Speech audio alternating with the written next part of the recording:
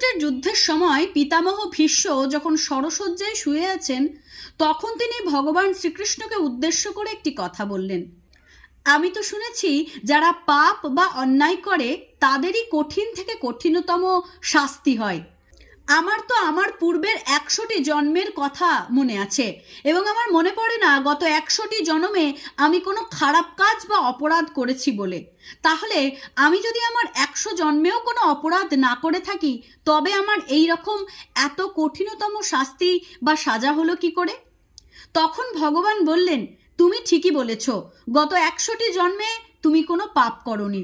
তুমি পাপ করেছিলে 101 জন্মে, অর্থাৎ 100 জন্মের পূর্বের যে জন্মটি 101তম জন্মে তুমি যখন তীর নিয়ে রাস্তা দিয়ে পেরিয়ে যাচ্ছিলে, তখন এক সরীসৃপ তোমার সামনে আসে এবং সেই সরীসৃপকে তুমি তোমার তীরের ফলার সাহায্যে পিছনে ছুঁড়ে ফেলেছিলে এবং সেই ছুঁড়ে ফেলার কারণে সেই সরীসৃপটি গিয়ে পড়ে একটি কাঁটা ঝোপের মধ্যে। 18 দিন কষ্ট পেয়ে তড়পিয়ে তারপর সে মৃত্যুবরণ করেছিল।